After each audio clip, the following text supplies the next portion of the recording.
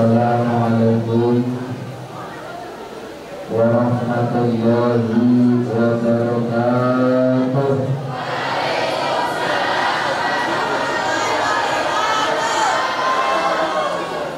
Saya ulangi, mudah-mudahan yang menjawab diberikan jodoh singkatan.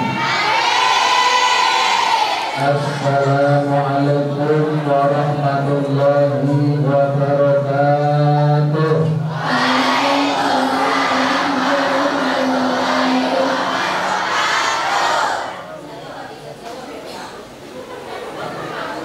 Saya ulangi sekali lagi, mudah-mudahan yang menjawab, bagi yang belum masih perawan mudah-mudahan dapat jodoh yang baik hati, cantik, suci, sukses. Bagi ibu-ibunya mudah-mudahan disayang sama suami. Assalamualaikum warahmatullahi wabarakatuh.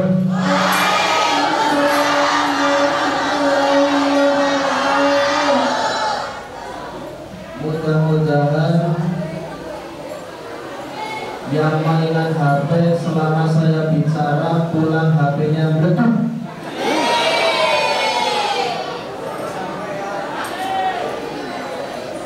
Biasanya doa saya itu mustajab, biasanya.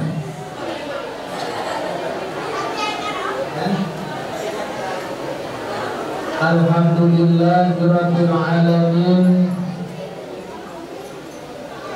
Alladzi qala fi kitabihil karim, a'udzu billahi minasy syaithanir rajim. Inna anzalnahu fi lailatul qadr. Wa ma adraka ma lailatul qadr. Lailatul qadri khairun min alfi syahr. Tanazzalul malaikatu warruhu fiha bi'izni rabbihim min kulli amr. Salamun hiya hatta matla'il. Allahumma salli wa sallim wa barik ala sayyidina wa habibina wa syafi'ina wa maulana Muhammadin. Allahumma salli wa sallim wa barik ala sayyidina wa maulana Muhammadin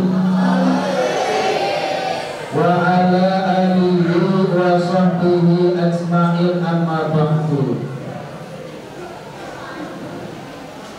Kepada Bapak Kepala Sekolah SMK Bakti Praja yang saya hormati, seluruh dewan guru, Bapak Ibu guru beserta karyawan yang saya hormati, anak-anakku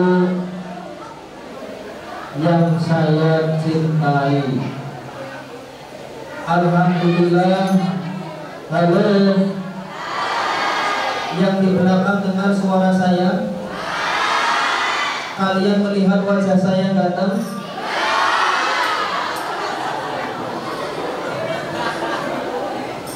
Kalau yang di belakang kurang melihat wajah saya ganteng, rugi, ayo maju lagi.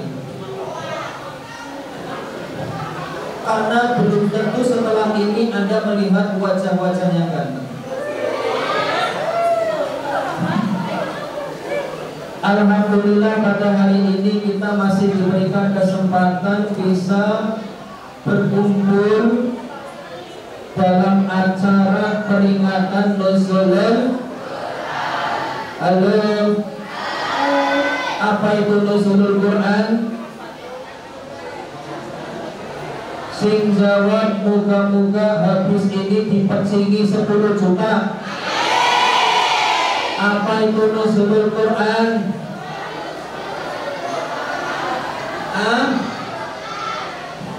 Kurang keras.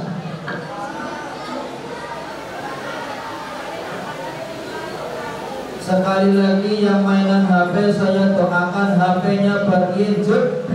Allahumma.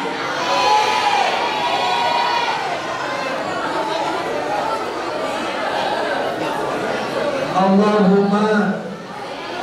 muga-muga sing dolanan HP jeblok.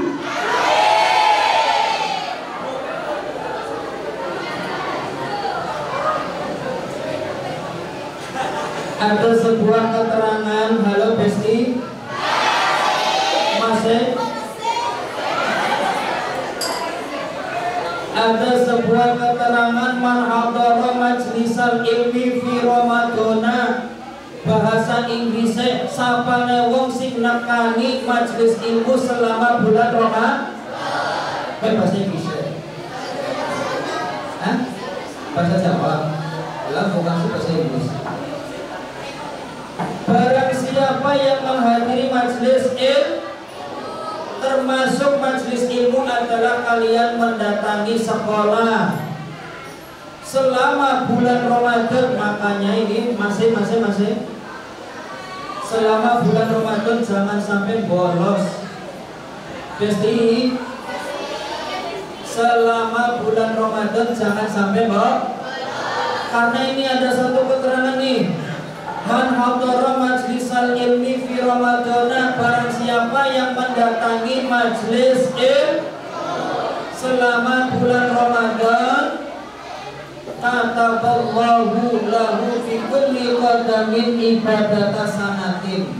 Setiap langkah yang kita langkahkan mulai dari rumah menuju sekolah, insya Allah akan tercatat satu langkahnya bernilai ibadah selama 1 tahun.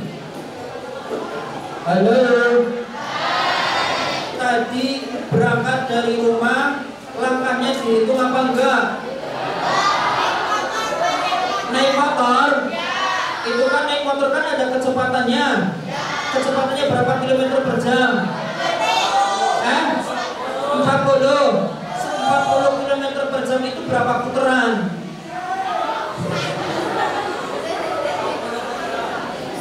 Ya, kalau naik motor itu berarti ngitung pentil,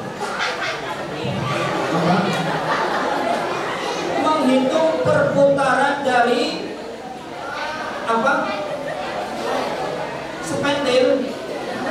Sepentil motor itu satu putarannya berapa? Misalkan ini si Ayah, siapa Naya? Putri Naya. Rumah Yu mana? Marga Ayu. Marga Ayu sekitar 7 kilo. 7 kilo dibagi berapa putaran? Ini bernilai 1 putarnya ini adalah ibadah 1 tahun. Amin Allahumma. Bukan itu saja, wa yakunu ma'i tantal arsi, katakan Nabi ini, halo, katakan Nabi wa yakunu ma'i tantal arsi, nanti di surga akan dikumpulkan barang-barang Gusti Kanjeng. Pengen kumpulkan Nabi apa? Pemain-pemain drakor? Pengen kumpul sama Kanjeng Nabi apa para pemain drakor? Jadi ada yang jawab ini jawabannya berat Mas ini. Nah, halo, pada puasa semua nih, pada puasa semua. Puasa?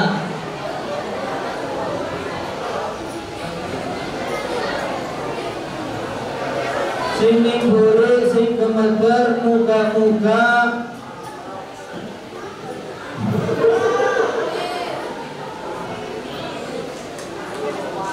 Assalamualaikum. Ya alam kubur. Nah, jadi ketika kita melihat prosesi turunnya wahyu Al-Quran, ini masyhur di dalam surat Al-Baqarah, Syahrul Ramadan alladzi unzila fihil Quran. Syahrul Ramadan alladzi unzila fihil Quran ini menyatakan bahwasanya Al-Quran itu diturunkan pada bulan Ramadan. Kemudian menurut penanggalan nasional, ini kan peringatan nuzulul Quran kita peringati setiap tanggal 17 Akhir. Iya, tanggal 17 Ramadan ini biasa kita peringati sebagai peristiwa nuzulul Quran. Padahal di dalam Al-Qur'annya tidak ada satupun yang menyebutkan bahwasanya turunnya Al-Qur'an itu jatuh pada tanggal 17.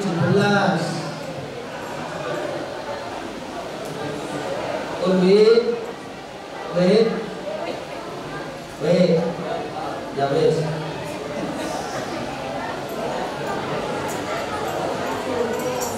Sapa manis kita sapa. Wes lah, besti kabeh. Allah telah memberikan keterangan bahwasanya Al-Qur'an turun pada bulan Ramadan. Akan tetapi mulai dari surat Al-Fatihah sampai 30 juz tidak ada yang menyatakan tanggal berapa. Pada ayat yang lain Allah menyebutkan inna anzalnahu fi lailatin mubarakah.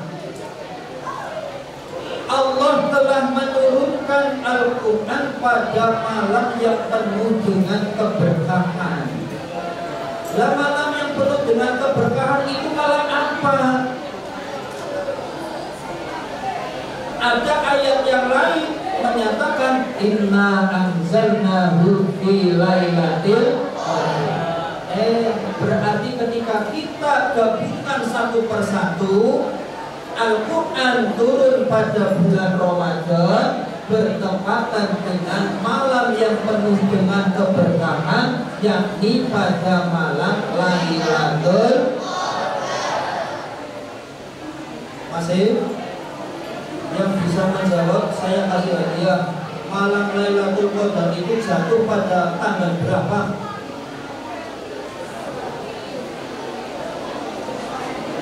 Ya, ada yang bisa.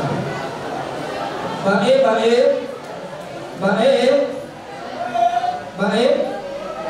Oh ya Melani, Mel. Malam Lailatul Qadar itu jatuh pada tanggal berapa Mel?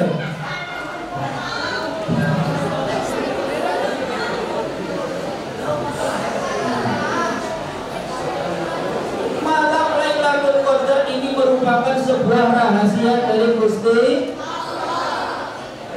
Tetapi hadis menyatakan bahwasanya Lailatul Qadar ini jatuh pada 10 terakhir bulan Ramadan.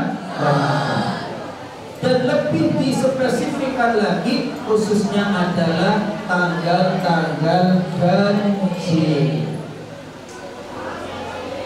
Tapi kenapa setiap kita memperingati nuzulul Quran itu kok jatuh pada tanggal 17? Padahal 17 itu 10 tengah-tengah. Ya kan? Ya toh? SDN zamanku toh? Ini berarti berlawanan.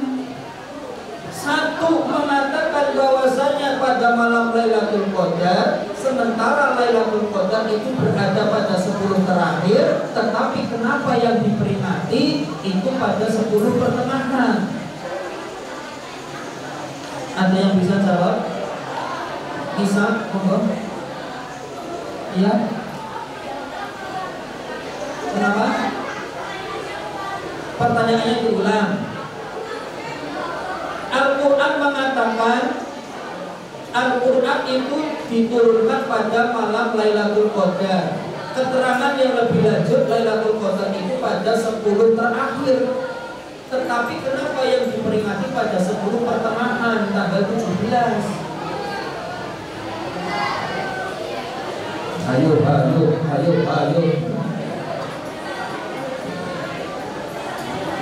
Ya, boleh.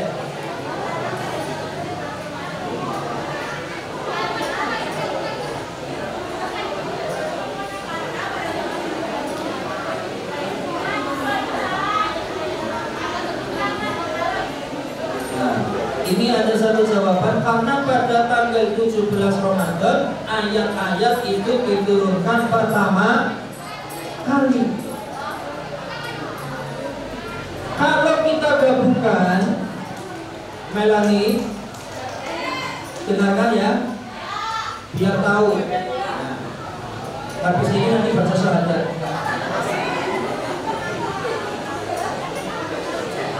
Nah, jadi Al-Quran mengatakan ayat-ayat Al-Quran diturunkan pada malam Lailatul Qadar, tetapi setiap kita memperingati pada tanggal 17. Ternyata kalau kita lihat tafsir dari Al-Quran, ini proses turunnya Al-Quran ini terbagi menjadi dua periode. Yang pertama itu adalah Al-Quran turun dari Lauh Mahfuz menuju sama dunia, yaitu langit lapisan paling bawah. Berarti langit nomor 1. Kemudian dari Lauh Mahfuz menuju sama dunia ini diimlakkan, dibacakan oleh malaikat Jibril, ditulis oleh malaikat penjaga langit yang pertama, kemudian disusun, dibukukan, disimpan pada satu tempat yang dinamakan dengan Baitul Izzah. Apa? Baitul Izzah ini adalah tempat penyimpanan mushaf Al-Quran yang diturunkan dari Lauh Mahfuz menuju langit yang pertama. Dan ini peristiwanya jatuh pada malam Lailatul Qadar. Ini periode yang pertama. Dan itu full 30 juz, dari juz awal sampai juz 30 ini tersusun rapi, sudah tersalin semua, disimpan di dalam Baitul Izzah. Periode kedua, ini Al-Quran diturunkan kepada Gusti Kanjeng Nabi Muhammad Sallallahu Alaihi Wasallam. Dan inilah yang sering kita peringati pada tanggal 17.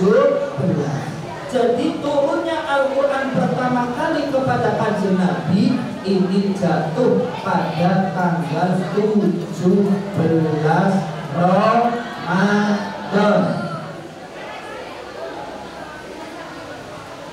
Yang di belakang ini ada kuis nih, Halo, yang belakang tuh.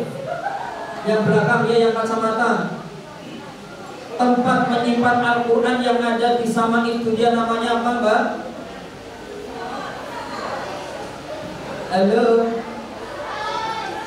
Orang bisa? Jami'in. Apa Jami'in? Tempat penyimpanan Al-Quran yang ada di langit pertama itu namanya apa? Jami'in.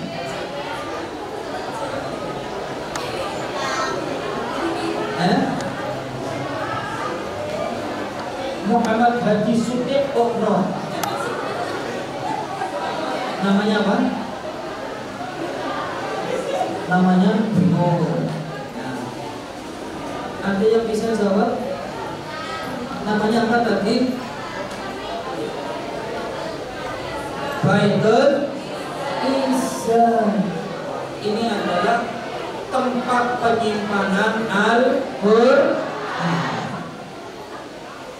Lah kemudian di dalam Al-Quran ini berisikan luar biasa sekali.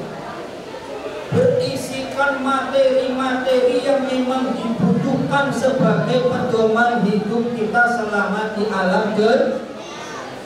Dan termasuk ketika kita mempelajari Al-Quran, diantaranya salah satunya itu adalah untuk mewujudkan akhlakul.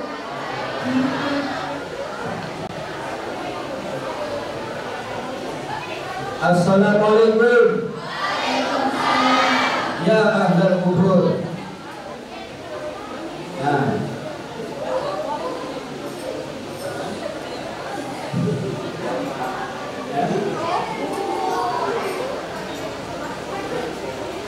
Bapak Saudara Muhammad, Bapak Saudara Muhammad, Assalamualaikum.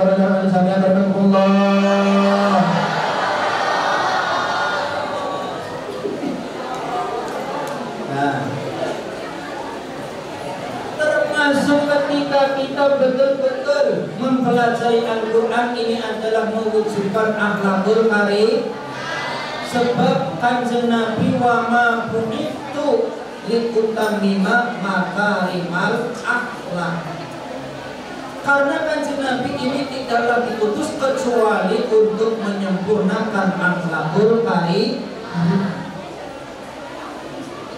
Saya nukilkan salah satu ayat Al-Quran untuk menjadi bahan renungan kita semua, untuk kita serap, untuk kita pelajari, untuk kita teladani.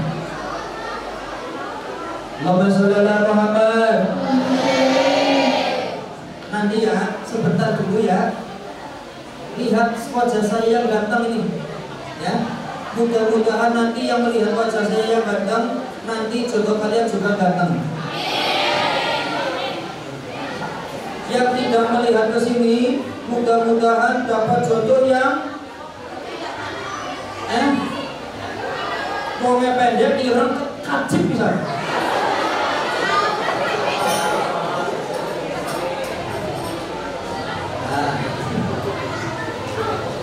Saya nukilkan salah satu ayat pesan Luqmanul Hakim. Wa idh qala Luqmanu libnihi wa huwa ya'iduhu ya bunayya la tusyrik billah. Luqmanul Hakim berwasiat kepada anaknya nilai-nilai yang harus kita tanamkan. Yang pertama itu adalah la tusyrik billah. Kita tidak diperbolehkan untuk menyekutukan Gusti. Ini adalah penanaman dasar, modal dasar itu adalah kita berakidah meyakini bahwasanya tiada Tuhan selain La ilaha illallah Muhammadur Rasul. Coba Melani tirukan La ilaha illallah. Coba Mel. Gak bisa? Saya tuntun. Coba La ilaha illallah. Nah, bagus. Nanti setelah ini sadar, ya. Ini baca sadar. Kalau sudah baca sadar berarti sah. Sah? Sah? Sah. La tusyrik billah, janganlah menyekutukan Gusti. Inna syirka la dzulmun adzim. Karena memang syirik itu adalah perbuatan yang sangat kecil, perbuatan dosa yang sangat besar. Yang kedua, pelajaran yang kedua itu adalah wa wassaynal insana biwalidayhi. Setelah kita meyakini keesaan Allah, tiada Tuhan selain Allah, ini kita diwanti-wanti supaya berbuat baik, berbakti kepada kedua orang, berbakti kepada kedua orang. Amin. Berusaha sekuat tenaga supaya berbakti kepada kedua orang tua. Sebab apa? Hamalat ummuhu wahnan ala wahnin wa fisaluhu fi amaini.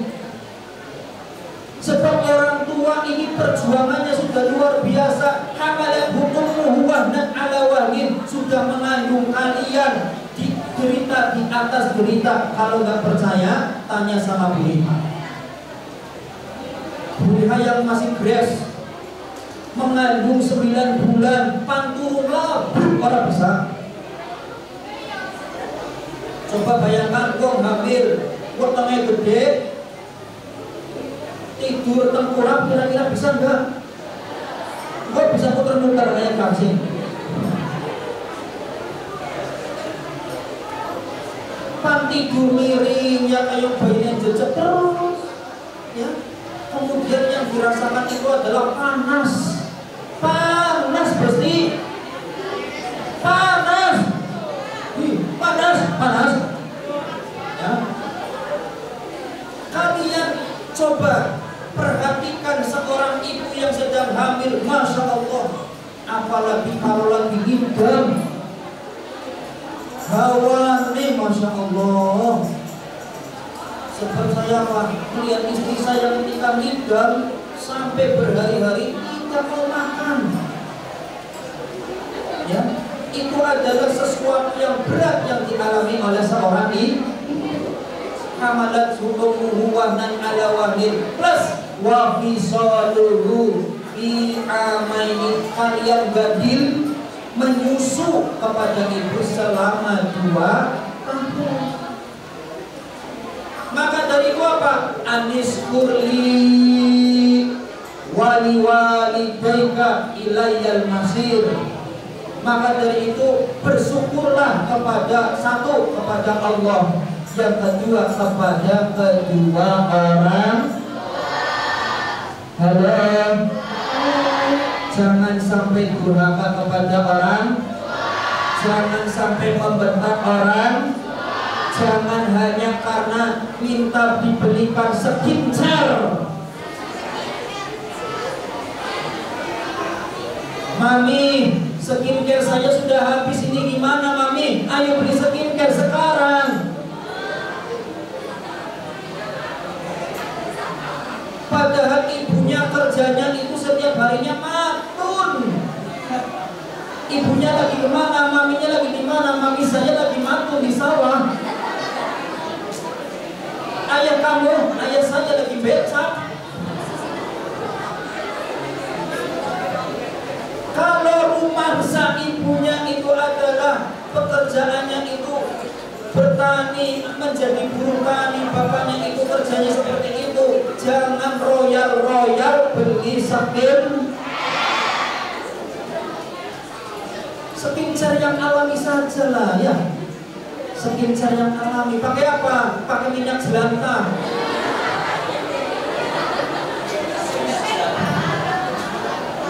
Pakai minyak jelantah, hasilnya sama glowingnya. Kalau nggak percaya silakan diamalkan, ini ijazah dari saya. Supaya biar mukanya tambah glowing, jelantah bekas goreng ikan.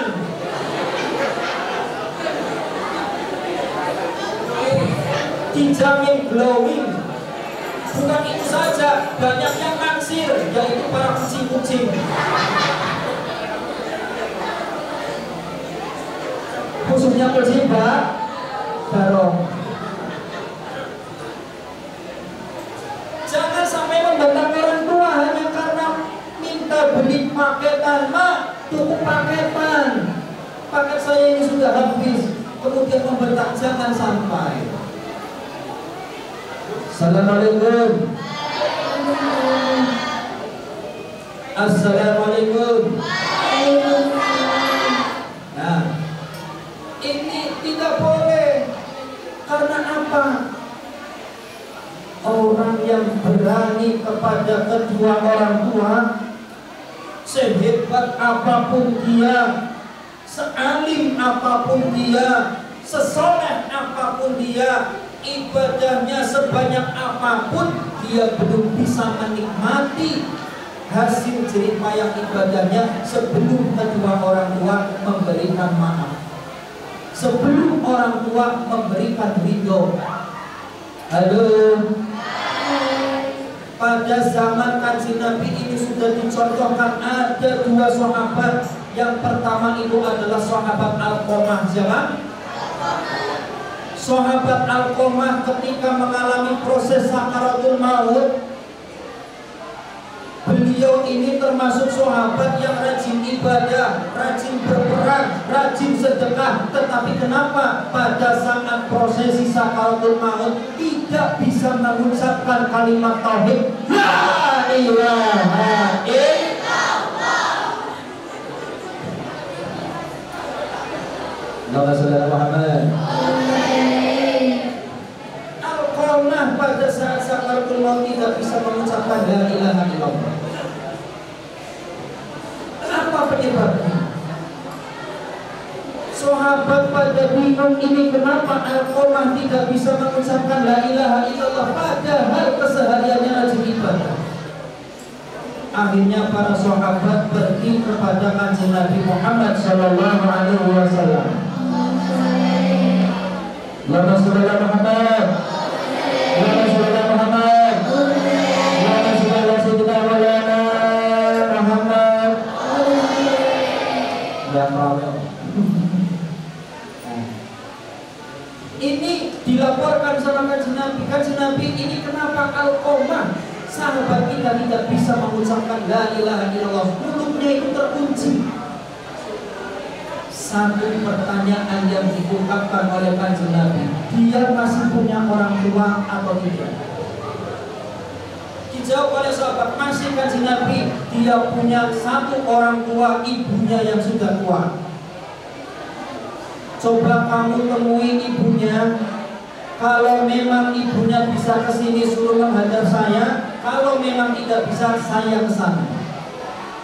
Akhirnya para sahabat menemui ibunya Alqamah, menyampaikan pesan dari Rasulullah Sallallahu Alaihi Wasallam.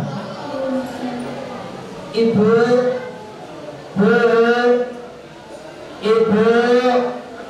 dalam mana nyonya si perawat Pak Guru. Baik, ibunya Alqamah dipanggil sama kanjeng Nabi. Singkat cerita, ibunya ditanya, Bu, langsung jawab soalnya si perawat ya. Kenapa kanjeng Nabi?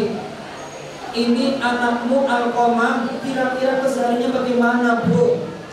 Dijawab oleh ibunya, anak saya ini termasuk anak yang baik, Pak. Anak yang rajin ibadah, soleh. Ini ketika ditanya perihal dirinya Alqamah. Tetapi ketika pertanyaan yang kedua, Bu, saya minta kejujuran Ibu, hubungan Alqamah dengan Anda ini bagaimana? Ternyata setelah kanjeng Nabi melontarkan pertanyaan yang kedua, ibunya ini tidak bisa menjawab, nangis ibunya. Allahumma sholli ala Muhammad. Assalamualaikum. Assalamualaikum. Waalaikumsalam. Tatap mata saya.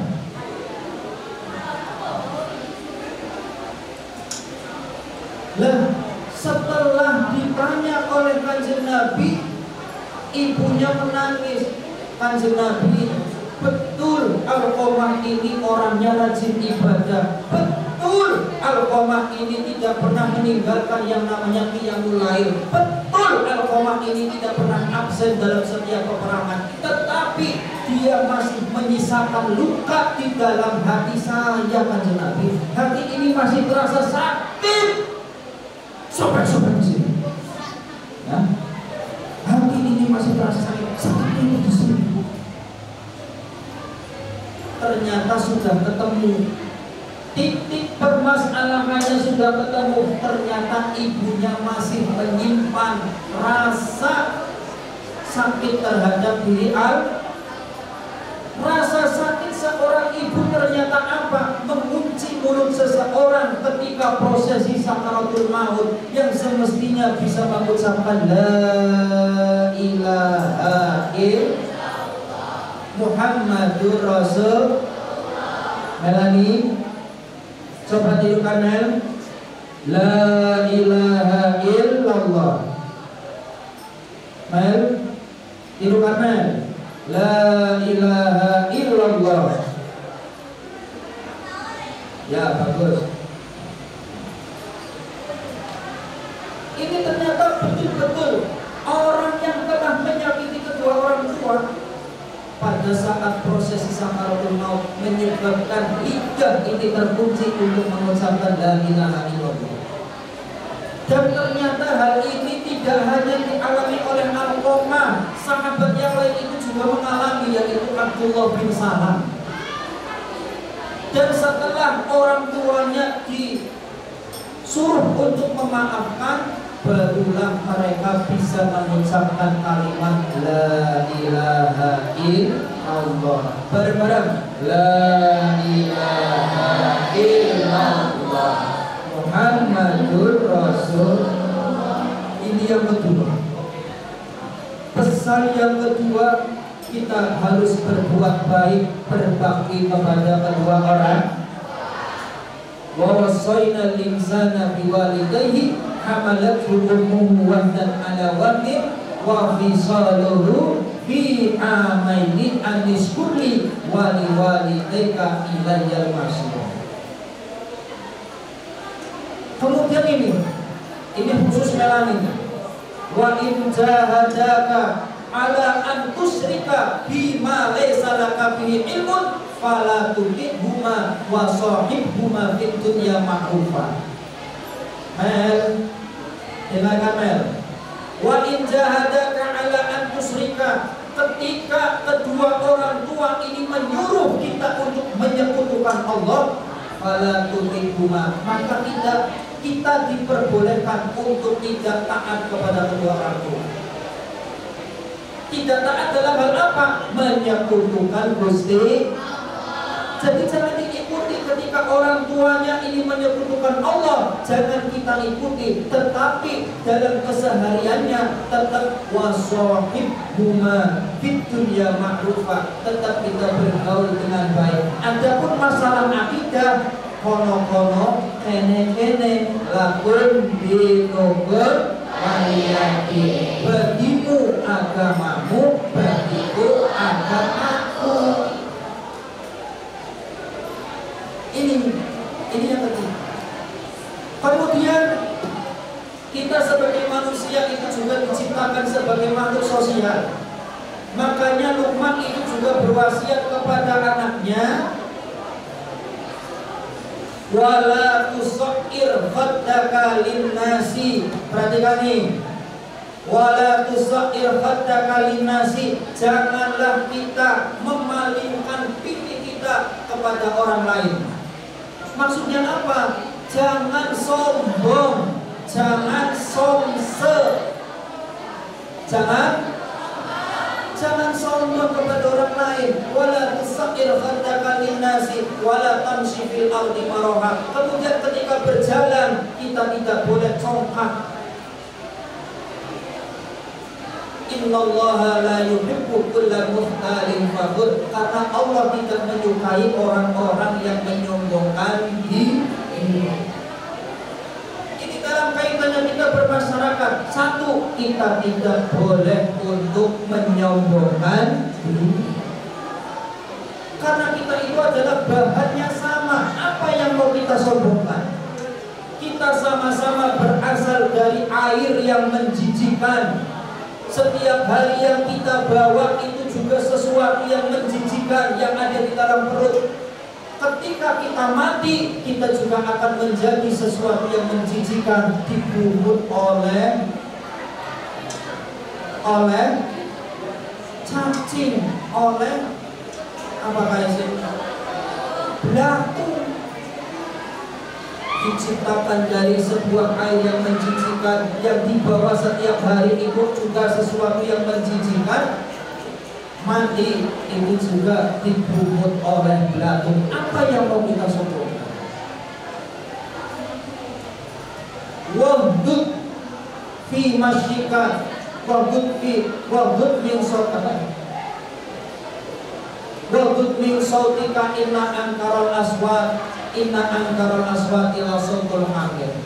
Waqsid fi masyika waghdud min sautik waghdud fi masyika. Lah kemudian bagaimana cara kita berjalan? Cara kita berjalan adalah berjalan yang santun, dengan menundukkan kepala. Artinya apa? Kita disuruh untuk tawadhu, merasa rendah hati. Waghdud min sautik. Kemudian dalam kita berbicara ini adalah yang lemah lembut.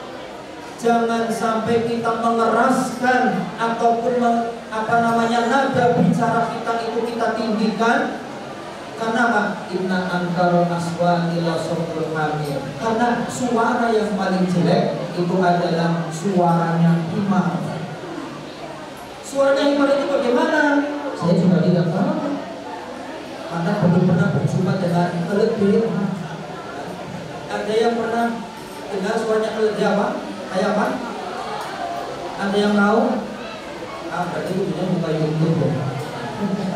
Ini adalah pesan-pesan moral yang disampaikan oleh Luqman Hakim yang tertuang di dalam Al-Quran, agar supaya kita meneladani, supaya kita baik di mata Allah dalam hubungannya hablum minallah, dan juga pesan-pesan moral untuk kita berhidup di sosial masyarakat, supaya kita hubungannya dengan sosial itu juga baik. Amin Allahumma amin Allahumma.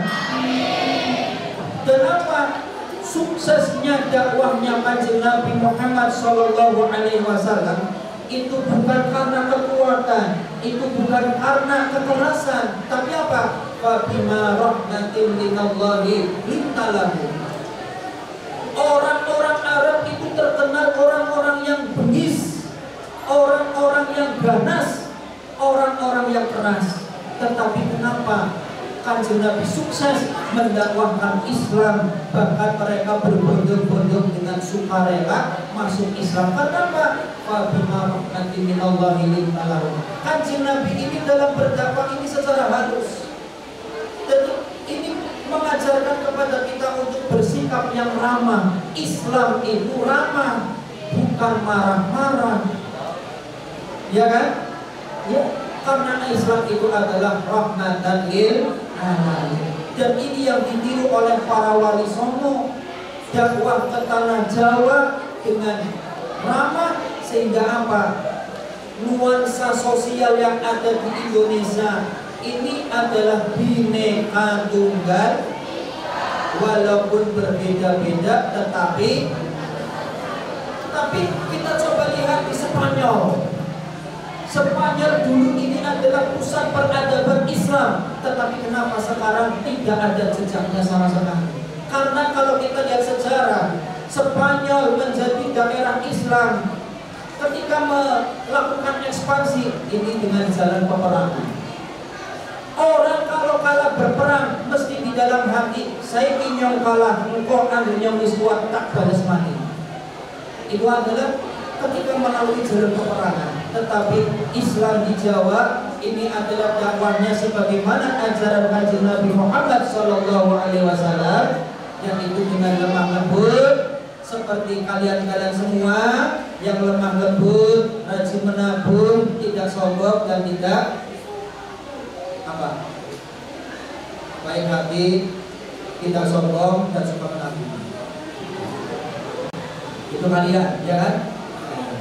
Mudah-mudahan lewat peringatan nuzulul Quran kita bisa meneladani isi-isi yang ada di dalam Al-Quran. Amin Allahumma amin Allahumma. Dan mudah-mudahan kita rajin membaca Al-Quran, agar kita juga nantinya kelak mendapatkan syafaat dari Al-Quran yaumul qiyamah. Amin Allahumma ya Rabbal. Jangan pulang dulu, ada selingan dulu.